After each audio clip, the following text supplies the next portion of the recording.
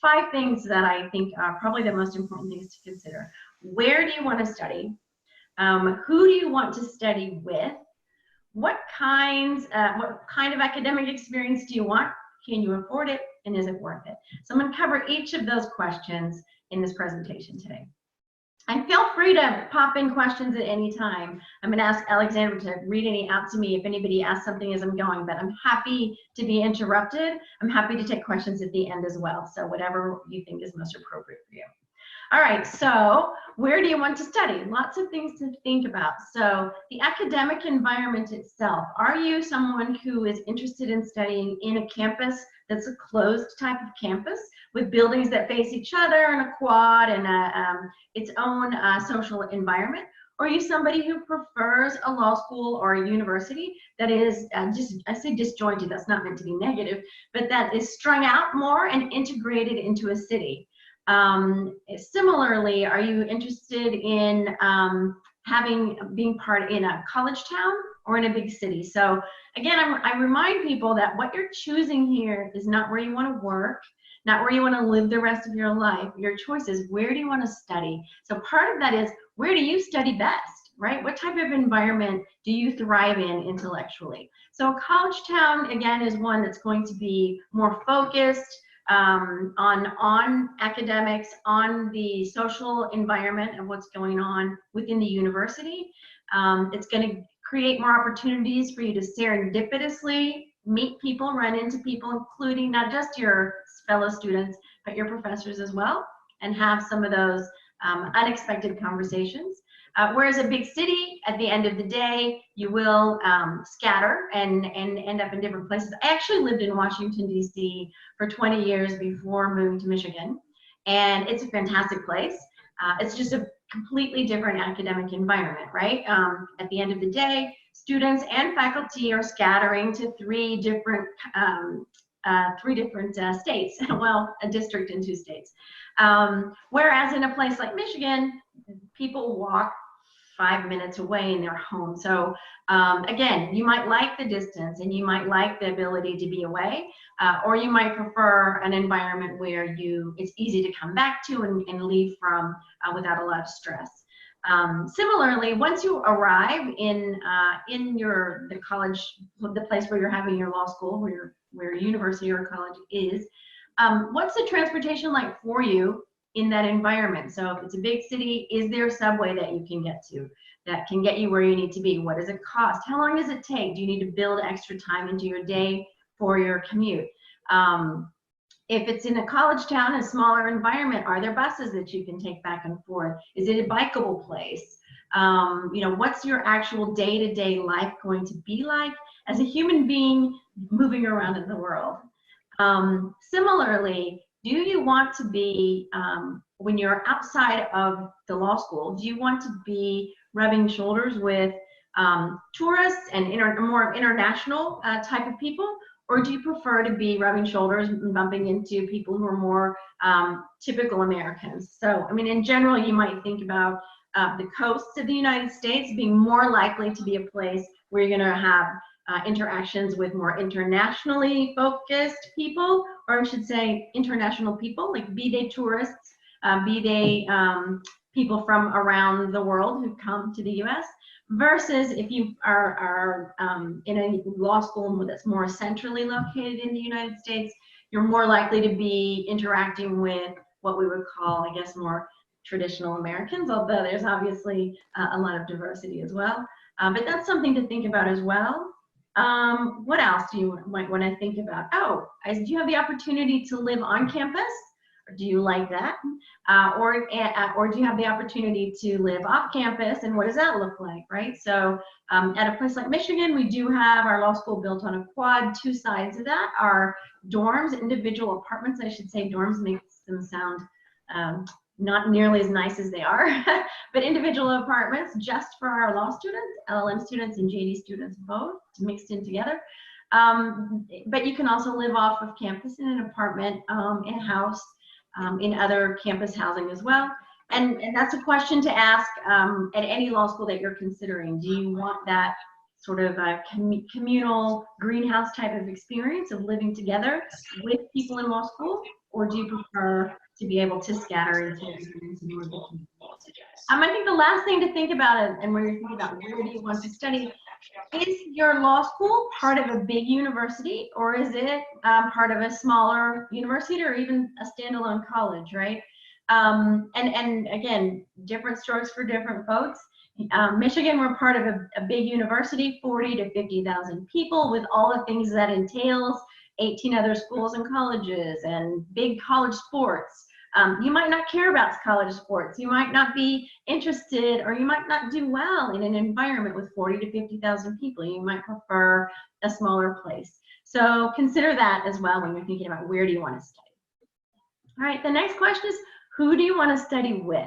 And when I'm posing this question, I'm thinking specifically about your LLM class.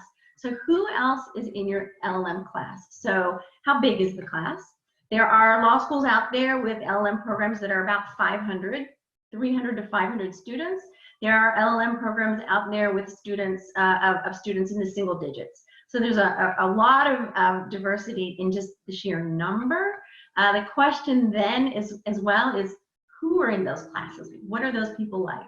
Are they, if it's a large program, is it one where the students in it are coming from just a couple of different countries, or is there a lot of diversity? I will say, one of the things to think about, especially if you're considering a school with a really large, one of those 150 to 500 student sized LLM programs, is to ask how many other students from your same country or who are native speakers of your same language are going to be in that program, so that you can gauge, again, the type of experience do you want? Do you want to be able to be surrounded by people with who are from your own country and have similar, and be able to speak your own language with them? Or are you someone who would really like to be pushed and with your language skills, with your English language skills, and with the cultural acclimation, to be someone who doesn't have, will have less chance of having sort of a, I don't want to say a crutch because that sounds negative as well, but having a partner or several, or even a clique or a group from the same country that you would stay with. So think about that as well. And again, the kind of person you are. Some people will, even though there's a large group of people that they would naturally relate with, they can push themselves out of that bubble and interact otherwise. Admission standards are another thing to think about. And in particular, I would talk about the TOEFL score. So there's a lot of variety among LLM programs about what they require for the TOEFL score. And I would just suggest that you are selecting a program that has a TOEFL score that is, that the lowest TOEFL score is similar to what your score is.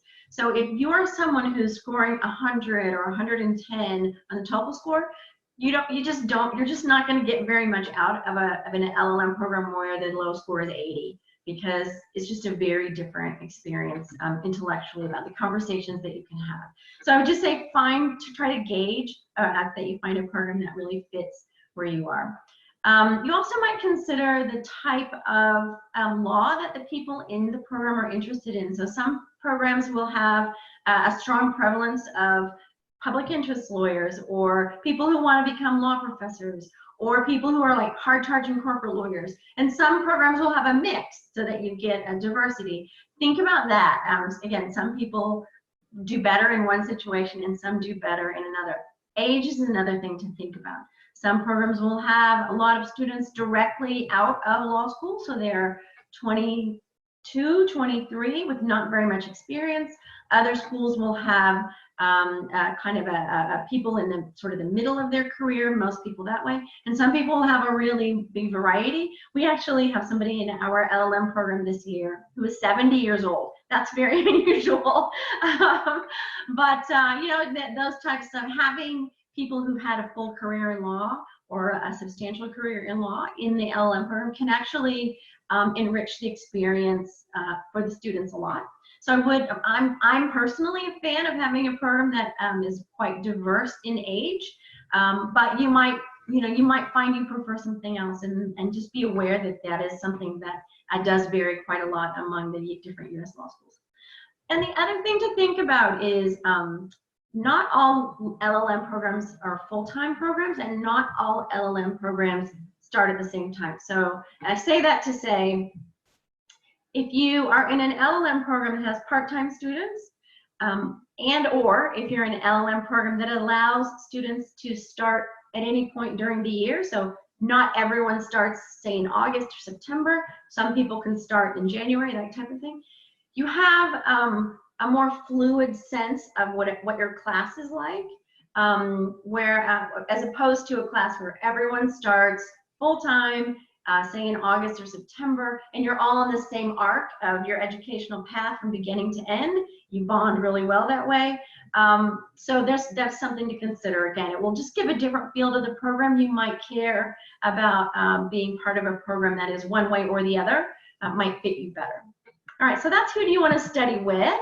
The next question I recommend that you consider is, what kind of academic experience do you want? So there are a lot of things to think about in this regard. So in this time when I'm talking about class size, I'm talking about in the classroom, how many students are in the classroom per professor. And I guess what I would recommend in that regard is make sure that whatever LLM program you choose, you will have the opportunity to have some small classes. It's just a very unique experience, and it gives you the opportunity to not only know your fellow students quite well, but to know your professor really well and have a lot of chances to discuss and push yourself intellectually to new places, and it's a lovely experience. So do consider how many options you have to take classes that are relatively small, seminar type of courses. The other thing to think about is, are you going to be in class only with LLM students, or are you going to be in class with the JD students? It makes a big difference in what your experience is like. Some prefer one, some prefer the other. If you are going to be in classes with JD students, then you want to ask yourself the question of, what are these JD students like, right? These are people that you're going to be intellectually sparring with, exploring with, and hopefully socializing with as well, and having fun and getting to know and making lifelong friends. So what are these people like? Again, what were the entrance standards for them? Not only less important TOEFL scores, because most of them will be native English speakers, but LSAT scores. It's something as an LLM student you don't have to take, but all JD students do. You know, and it's supposedly an indicator of independent reasoning skills. So higher scores, you know, connote as much as an exam can, are supposed to indicate, you know, future success and sharpness as a lawyer. But you also want to look at, where are they coming from physically? Are they geographically coming from all over the United States, all over the world? Are they coming, is it more of a regional draw that they have for those JD students? The other thing then, academically speaking, is going to be your LLM degree itself. I mentioned at the beginning that there are no standards or requirements for any LLM program in the US, so everyone will have different academic requirements. And you want to ask what those are. Some have quite a few required courses, meaning you'll have less electives to choose from. Others have very few required courses, and you'll have more electives to choose from.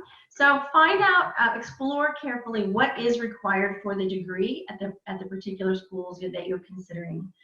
Similarly, if you do have the opportunity for electives, how many and how does that work? So at Michigan, you're allowed to select from nearly every single elective that the JD students can select from. You are fully integrated into the JD program this way.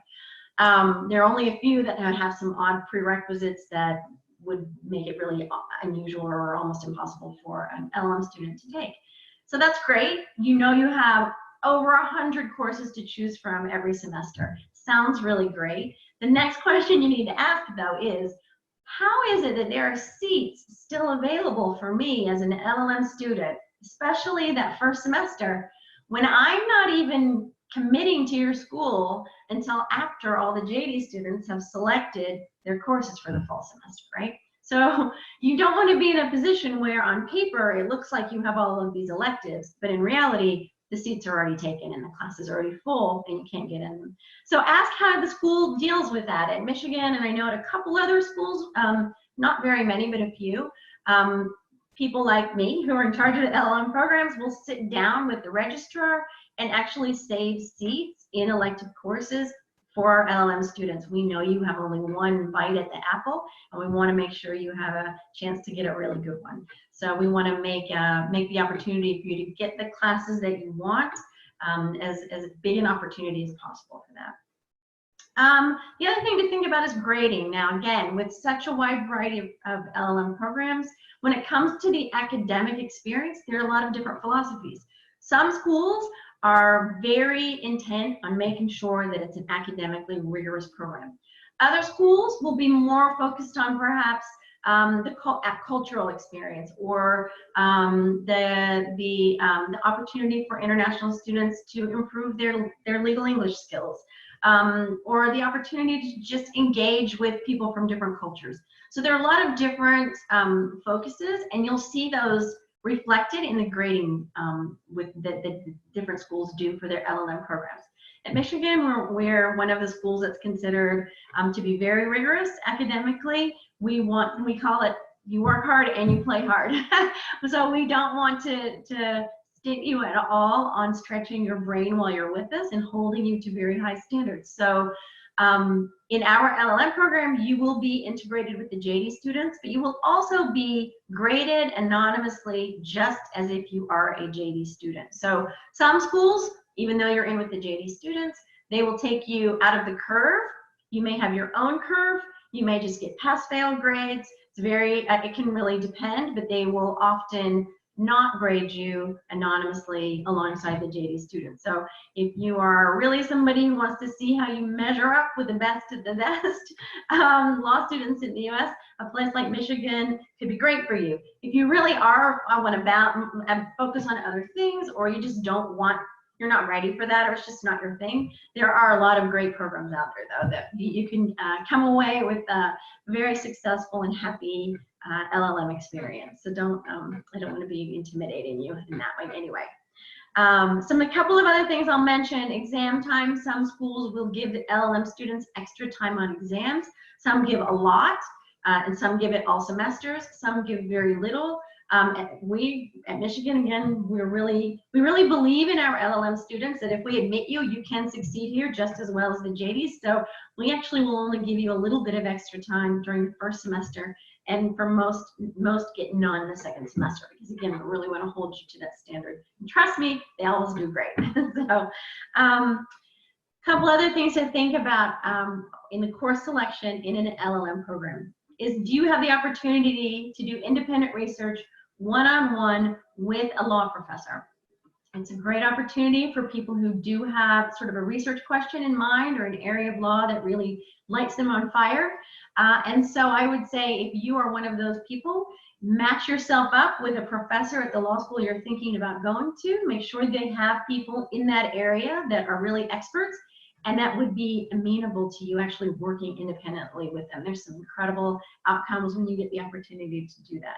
Similarly, think about, are you allowed to take courses at other schools and colleges within the university? I mentioned at Michigan there are 18 other schools and colleges. We do let you take classes towards your LLM degree in those other schools and colleges. For example, at the business school or the public policy school, whatever would make sense to augment the academic experience that you want. And then the last thing I want to mention when it comes to academics is, how available are the professors? So the experience in the US is probably quite different than what you're used to in Mexico or in most other countries outside of the US, which is, in general, we actually expect professors and students to talk with each other, to challenge each other, to disagree with each other, to have independent conversations one-on-one. It's great for everybody, and it's really an important part of the learning process. So how available are those professors who are interested in your area, who are the famous ones, the well-known ones? How available are they really to working individually with students? Most professors are, but some don't really do it. So think about that, and you do want to grasp onto that.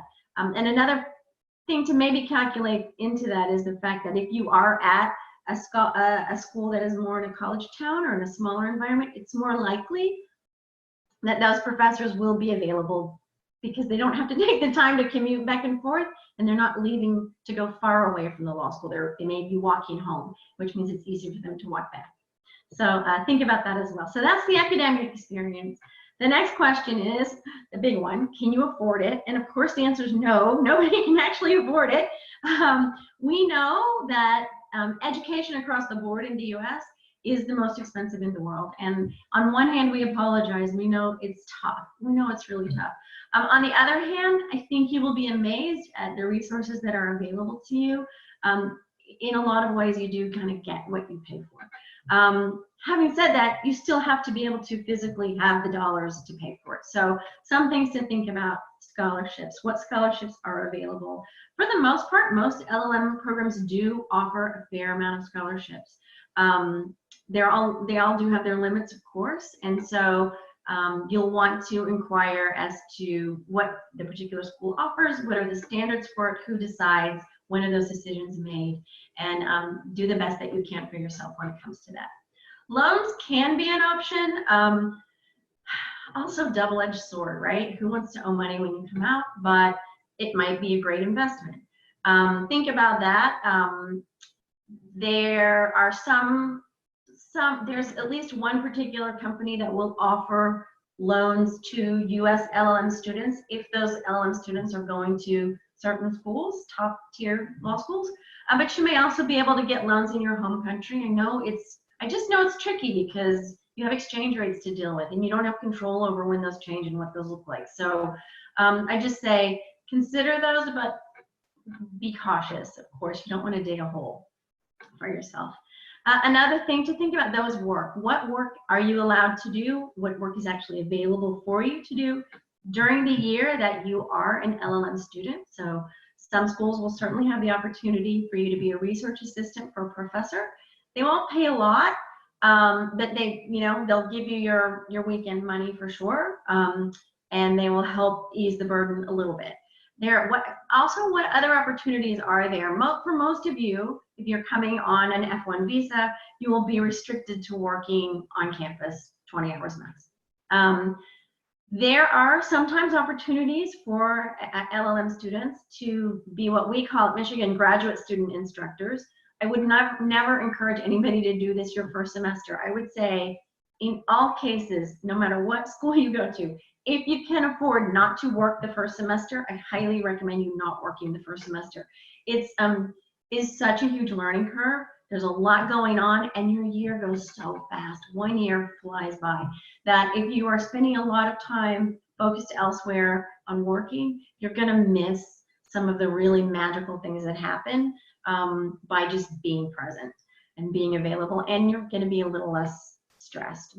But having said that, the second semester, you might consider doing something that, again, we call a graduate student instructor position. That's where you actually are a graduate student teaching an undergraduate course. Those are very lucrative and very beneficial.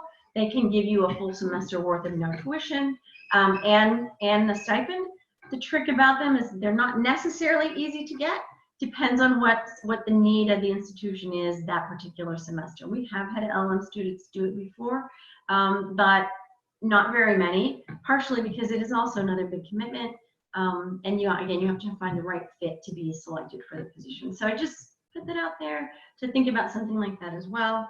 The cost of living is something that you should not underestimate now. So some places in the US are very expensive. It will cost you $2,000 for a studio apartment. Other places you can have a full townhouse with 2 bedrooms and 2 bathrooms for that same amount of money. So you'll really want to calculate how much are the living expenses wherever it is you're going to be. So transportation, like I said, if you're doing buses or metro or walking, versus housing, of course, is a big one, and what the food costs as well, if you can sort of calculate that. So think through that. So that's the can you afford it question, sort of, but I'm going to use that one as a bridge to my next question, which is it worth it? So the can you afford it question and the is it worth it question sort of fade into each other when you think about What are you doing after you graduate?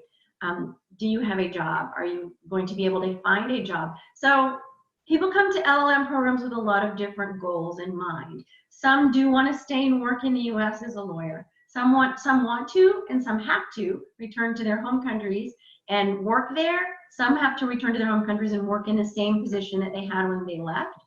Some people want to go on to an SJD or PhD in law.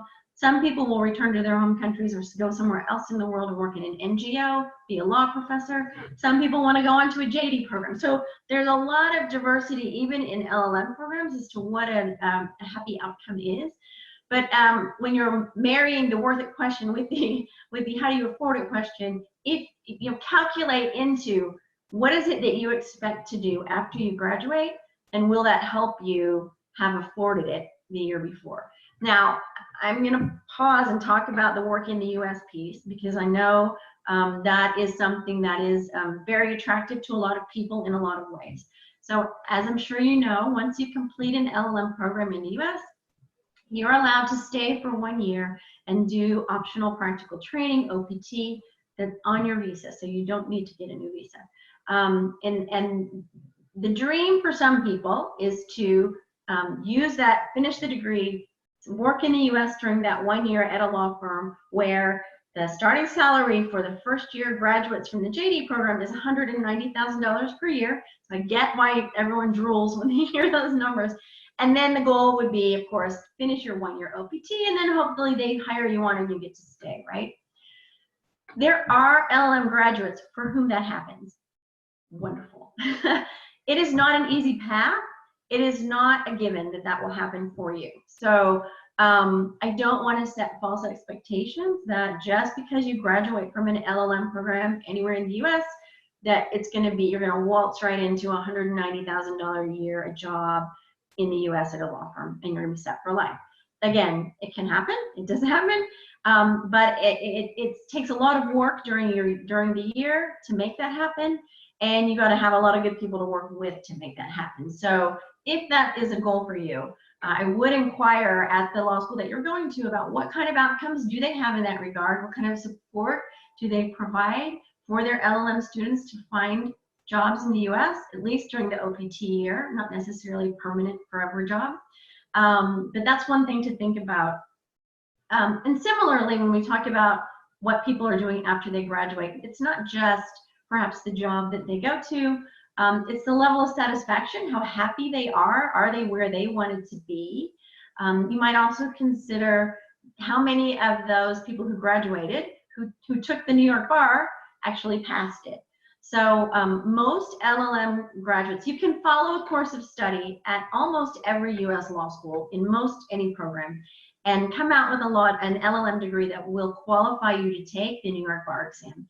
And we talk about the New York bar exam because that's the one that most people want to take. So there may be some opportunities for you to take the bar exam in other states, but because New York is so overwhelmingly favorite for the bar exam, we really just look to that one. So I can tell you, you can follow a course of study that will allow you to take the New York bar exam, and then you might want to ask, how many of your LLM students who took the New York bar exam passed? Take it with a grain of salt. There are a lot of reasons people pass and don't pass, but it's an interesting number to have and to know. For example, if a school says none of our students take the New York bar, and you know you want to take the New York bar, maybe that's not where you want to be, because then you're going to be the only one, or likely the only one. You won't have kindred spirits taking that path. It's kind of nice to have that. And the last thing to think about when is it worth it? What is the alumni network like?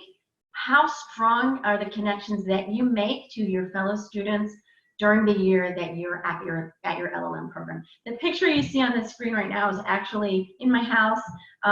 2 years ago at Thanksgiving, I decided I would host Thanksgiving dinner for any LLM student who did not have a place to go for Thanksgiving. And thinking meant it would be only a few people, and it turns out most of them actually canceled their plans so they could come to this dinner. So we had a fantastic time. But I can tell you, those people in that picture are lifelong friends. I can tell you, I was actually just beating out the COVID wave, and in March, early March, I was in India because I was going to a wedding from someone who graduated from our LLM class. And at that same wedding, there were about 10 other University of Michigan law graduates.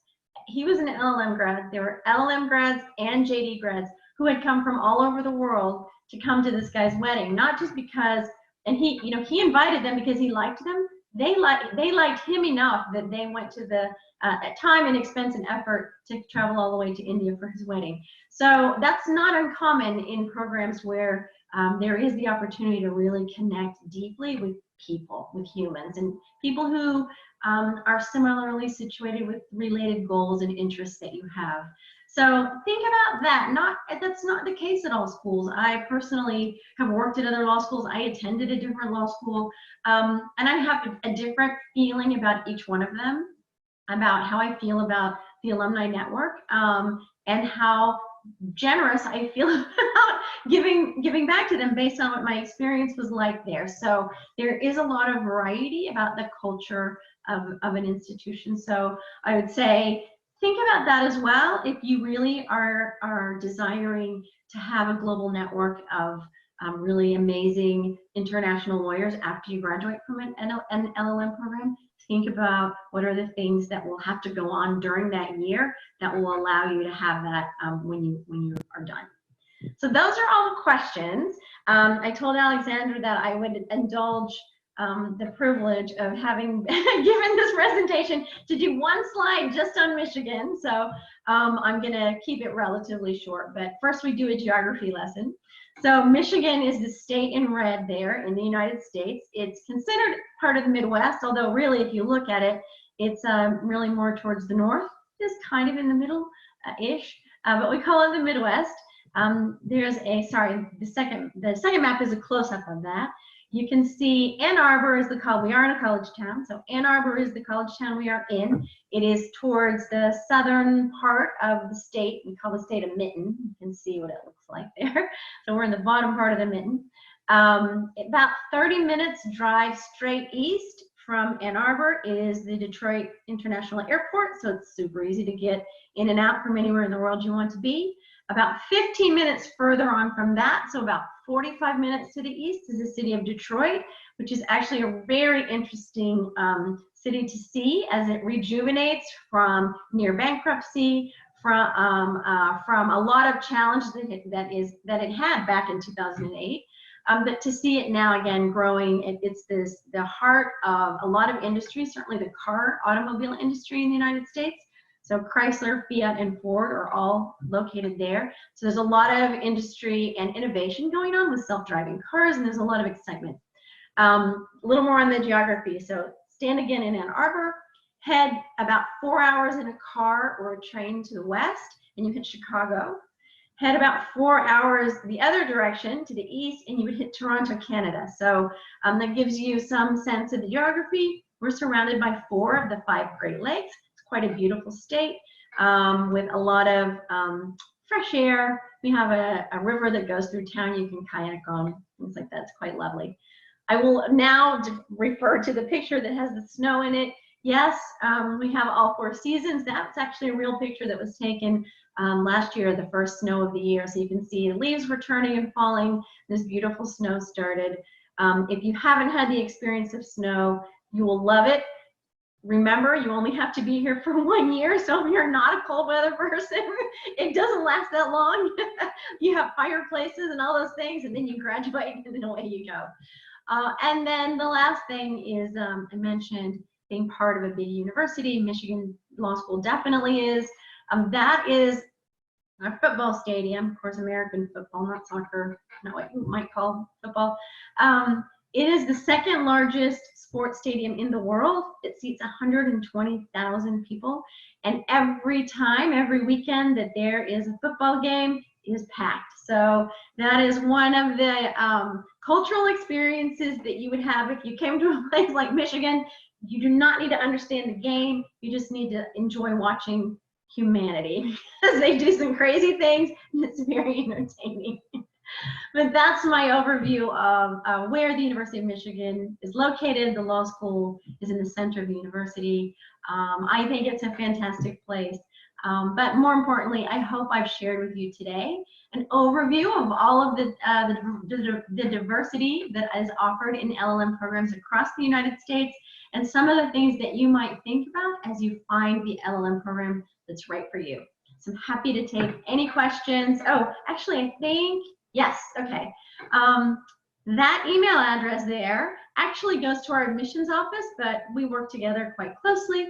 So my name's Theresa, T-H-E-R-E-S-A. If you have a question for me that for some reason you're afraid to ask today, or that occurs to you later, please feel free to send an email to this email address and just say, I saw Theresa on the Education USA Mexico thing, have a question for her. They know I'm doing this, and they'll send it to me. And I'd be more than happy to answer you. Okay, actually we have a few questions. Thank you so much for the great presentation. Everything was great, but we have some questions. Sure, great. I'm going to read them. The first question is, do you offer online LLMs? Wow, great question. So right now, everybody in the US is offering online LLMs and online JDs. So that's not normal though. There are schools that offer online LLMs, yes. And so Michigan is not one, but there are a few schools that do. If that is the best option for you, if that suits your lifestyle, what you need for an LLM program, there are. I can't tell you who, and but I can, because I don't know off the top of my head. But I'm sure you can search online and find out that there definitely are. I will say, any online LLM program will not qualify you to take the New York bar exam. They do not allow any online legal education. We actually just got our waiver approved today because of the fact that everyone is at home now and we're completing the semester online. We had to get a waiver from the New York bar to allow our students who are graduating with the LLM to take the bar exam, and it was approved. But normally we don't, and normally the New York bar would not approve, but for this crazy circumstance we're in, would not allow online courses in an LLM degree to qualify for the New York bar. Okay, thank you. There are a few other questions. Are the courses in your LLM program mostly about US law?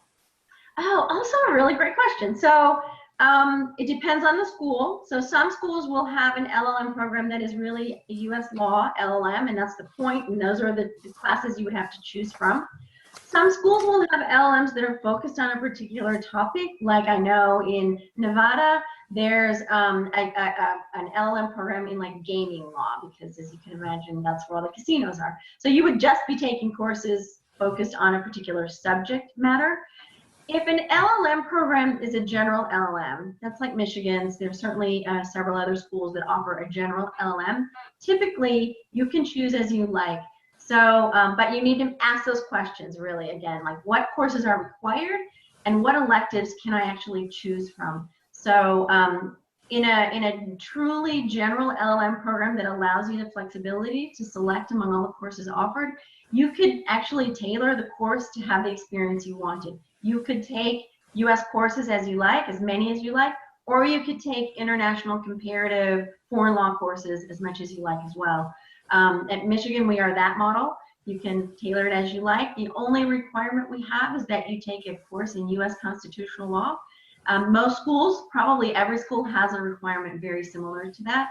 But then it's after that where there's a lot more diversity. So it depends, but you can ask. It's a good question to ask. Okay, thank you. And how are the statistics about the New York bar exam, the New York bar passage for LLMs at Michigan? I'm actually doing a research project on that right now. I can tell you without giving you like hard data and being 1,000% confident, but I can say as I've looked anecdotally over the past few years, our LLM students are passing the bar exam at the same rate as our JD students are, which is very high.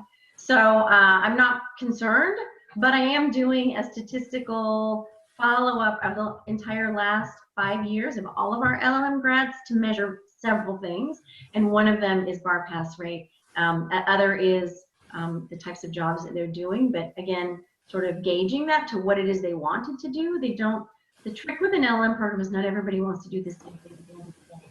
So it's a little harder to measure. Whereas a JD program, pretty much everybody wants to go practice law, mostly in the US, mostly at a law firm, or yeah. So it's a little easier to sort of measure that. So I can't give you exact numbers yet, but when I have it, send me an email and I'll be sure and send it to you once I know the exact numbers. Thank you. And last question is, after the LLM, how many more courses does someone have to take to become a JD? Oh, gosh, these are awesome questions. Okay, so typically when you complete an LLM program in the US, you have to take 24 credits. There's a little bit of variety among that, and there might be a few programs that allow you to take slightly fewer. The New York Bar requires a bar qualifying LLM degree to have 24 credits, and it's because of that that most LLM programs are 24 credits. So a JD program requires 83 credits. So if you complete an LLM program with 24 credits, and I should say at a lot of schools, you could actually probably take a few more credits if you wanted to. So some schools will say you can take only 24, you're blocked in, this is what you get. Some schools will say you can take more than 24, but you have to pay us extra money for the extra credits because now it's more credits. And some schools, and I'm happy to say Michigan is one of those, will say you can take more credits and we won't charge you more. We like to see you explore with your brain. And so it's not uncommon for our LLM students to graduate with, say, 26, 28 credits. Typically, the maximum you could take any semester would be 15 and survive and be a legit human being in the world after that experience. So think about that. Say the max you could take maybe would be 30 credits for the year.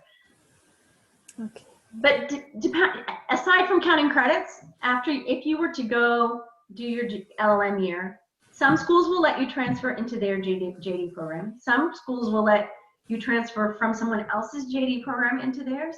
And then it's up to them as to exactly how many credits they will give you. But typically, if you transfer into any JD program after having completed 1 year of an LLM and you want to count those LLM credits, just assume you will have to do 2 more years of the JD. The JD is typically a 3-year program. So on average, schools will typically give you credit for that 1 year towards your JD. I think that's helpful. Yes, very, very helpful. I talk a lot, sorry. No, that's great. We actually have more questions. Okay, so what are the advantages that you see in taking the New York bar exam if it's not my goal to practice in the US? Yeah, if it's not, so also a great question. It's very individual. So if you take the New York bar exam, what you're obligated to doing is paying annual dues to the New York bar to remain a member. Because if you stop paying your dues, you would have to take the bar exam all over again to get back in. So you want to take the New York bar if it benefits you in some way, because it's a lifelong commitment, or it was a lot of work for something that it wasn't worth it. It takes a lot of time to study. It takes a lot of stress to take that exam, and then again, you're paying annual dues afterwards. So some reasons people take the New York bar. One is they want to stay and work in the US, obviously. In some countries, it's beneficial to have on their resume, not only do they have an LLM, but they are certified to practice in New York. So that helps with their career path and the growth and development of them through their legal career. In some places, so the other thing to think about, you can take an LLM that would qualify you to take the New York bar exam, but you don't have to take the bar exam yet. So once you have the degree that meets the New York bar requirements in the year that you graduated, you will always have the opportunity to take that bar exam later. So if you don't think that you will use it right away, if you're going to work for an NGO, if you're going to return home and the place you're going doesn't care that you are a member of the New York bar, just keep that in your pocket. And you can decide to cash it in the future if at that point it would ever be useful to you. But otherwise, I'd say I would only say take it if you really plan on staying and working in the US or it's beneficial to you in your country. At Michigan's LLM program, we have between 30 and 40 students in our LLM program every year. That's our model. That's how we like it. And about a third of them, in any particular year, will actually take the New York bar exam to give you some sense of the number of LLM graduates who actually do take the bar exam. And that's actually not that unusual. I've talked with my colleagues at my peer institutions to see how many of their students take the bar at the end of the day, and it's about a third to a half. So don't feel that you feel pressure to do it because you think everybody else is. Okay, now we have more questions. Okay, how is the time? Okay. What is acceptance rate at U Michigan? Oh, so we get over 700 applications every year, and we always enroll a class of between 30 and 40 students. So obviously we admit more than that because we're fighting over the same pool of students with a certain number of other schools. Our main competitors are Harvard, NYU, Columbia, and Berkeley. Those who we typically are fighting with the same students, over 4 of the same students. So we will admit more than that. I don't know exactly how many we admit, but I can tell you it is competitive. We're looking for people who have a reason for wanting to come to Michigan, not just because you're a top 10 school. Like, that doesn't move us. We want to know what it is about coming to Michigan that matters to you. And I think a lot of law schools will say the same thing, right? They want people who have found the right fit. Why do you care about this particular institution? What are you going to give to it while you're there? What are you going to take away from it when you go? That's just the starters. Okay, perfect. And this is a comment. It's, hello, in Dominican Republic, we have French law system. How this situation can affect students if they would like to do a master's? No, it's fantastic. So I actually spend a lot of time telling our U.S. students to learn another legal system, because we learn the common law here. Only 23% of countries in all of the world use only the common law. Civil law is a good one to choose if you're going to learn a second one. So you already have that, which is great, but it would really be beneficial to you to learn to have some familiarity with the common law. So it actually is not going to be a problem for you. There are a lot of LLM students who are coming from a similar background, not having had experience with the common law. I mentioned that I believe every law school, certainly the vast majority of them, will require you as an LLM student to take a course in constitutional law, U.S. constitutional law. At Michigan, and we have a course that is actually designed just for LLM students for that. And it's to acknowledge the fact that there are people coming from a completely different legal background and legal history that have to understand a completely different way of looking at the law. So we have that course, and but we let students choose between taking that course or taking the first year JD U.S. constitutional law course. Not all schools will let you have that choice, but I would say probably every U.S. law school has an LLM focused course for their LLM students, acknowledging that you're not coming from the same. We got you, don't worry. Perfect. And the last question is, in case the COVID-19 situation remains for a longer time, will it be possible to defer enrollment for next year, or is there any other alternative being considered? That is such a great question, and we wish we knew the answers. It has been the most bizarre ride these last couple of weeks, and I'm sure you guys have experienced the same thing, right? Like, we're not the ones making the rules anymore, and we don't know until well after the rules have been made what they are. And so we're trying to adjust and putting our students first and their academic experience first. We have switched to this online method. It's fine. It will get us through the semester. It's not what we believe is the best. And thank goodness we're doing it at a point after everybody's had 3/4 of the year physically together. So it's okay. We're really hoping, and I know hope is not a good strategy, but I will start with that saying we're hoping that in the fall, things are more or less back to normal. I mean, it is 4 months from now, and we cannot imagine. I've been personally on self-quarantine for 10 days now. I will go crazy If you make me stay in personal quarantine for 4 months, I just can't do it. So I'm really hoping for a lot of reasons that we're over this then. Having said that, we don't know, like nobody knows. So what are we doing right now? We're going forward as if we will have everybody in person, in real life, starting in the end of August, as normal, right? We are also just being very sensitive to the fact that we don't have that control any longer, and that might not be the case. I think it's unlikely, but it's also, we can think this is it. So what are we doing in the meantime? We will be exploring, yes, the opportunities to start again online in some way, with the hope that we can sort of wean ourselves off of that soon enough. We will also absolutely be much more amenable to people wanting to defer for the following year. We have actually a master's program that takes place in the summer that's just on corporate law and securities regulation, and we had to cancel the whole program this year, and we just automatically deferred everybody to the next year. So let me say, if it got so bad that we had to cancel everything, I'm confident we would make you whole financially, and we would defer you to the next year. If it's a matter of we just don't know what's next and you're not sure, in everyone's life, there comes a point where you need to decide what you're doing in August, right? At that point is probably different for every person.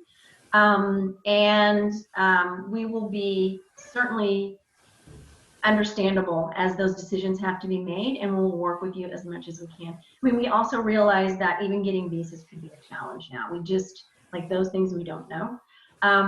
But I mean, at the end of the day, we're human beings too, and we feel for you, and we know what you're going through, because some of it we're actually going through too. So we are very empathetic with the craziness of the moment, and we will be more than happy to do what we can to make things right for you and put you in the best situation for you. So without there being any institution-wide decisions being made yet, and I'm confident there won't be for at least a couple of months, just rest assured that we will be happy to have individual conversations and help you sort out, again, what your options are, what your deadlines are, and how we can best serve you and your goals for the future.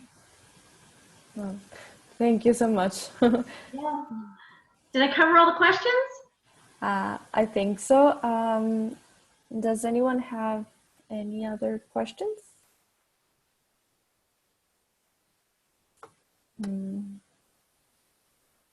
No, I don't think there. Well, you guys have that email address there. So like I said, if you think of anything later, I am a total believer in that there's no such thing as a bad question. I will say, you guys all asked amazing questions. That was great. But even if you feel like you need to ask the same question again,